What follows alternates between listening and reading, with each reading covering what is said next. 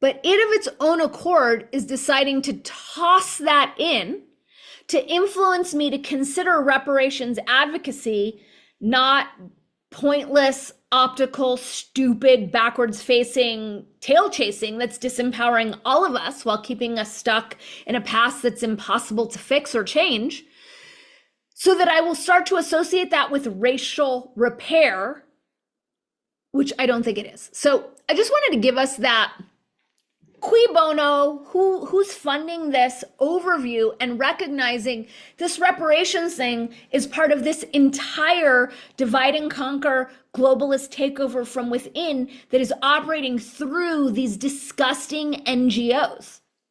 And what's crazy to me is that most of this NGO money was made through extractive industries, mostly oil.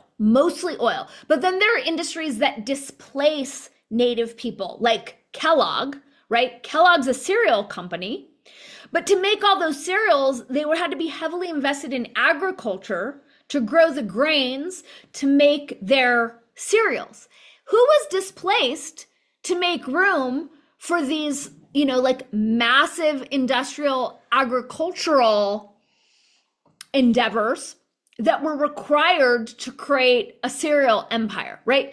So I'd say 99% of these philanthropies made their wealth by fucking over the very people they claim to all of a sudden being devoted to uplifting. And it's like no one's questioning this collective come to Jesus moment that all of these billionaires suddenly had at the exact moment in the early 2000s where they all decided, like, we have to uplift the very people who we made our money fucking over. Like, I don't mean to burst your bubble, guys, but I do, because that's what I do. But like, no, there was no collective come to Jesus moment, and these organizations don't really care about these people. Sure, there are definitely people working for these organizations who don't know the score, who don't understand that larger piece, right? Because it's so fragmented, and that's such a big piece of this whole op, is silo these little bits of information, keep them as separate conspiracy theories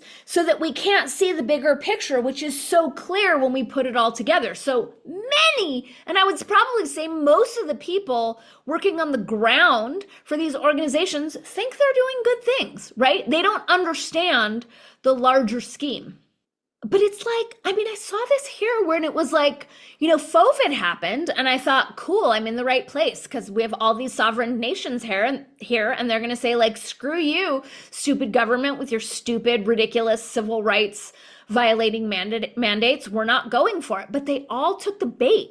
And I'm like, do you not remember the smallpox blankets? Like, why are you trusting these people? It's like Lucy and Charlie Brown with the football. Like, it's so painful to watch, especially since I'm not separate and I'm part of the, Charlie Brown faction that continues to be fucked over, even though I see it and do my best to warn against it. It doesn't mean that I'm not incurring the same consequences as those who are confused and bought in.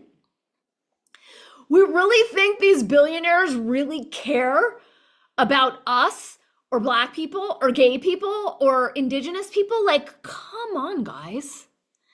It's not the case. I'm sorry to be the binky stealer. Sorry, not sorry. Totally not sorry. I will steal your binky. They don't care. There was no collective come to Jesus moment.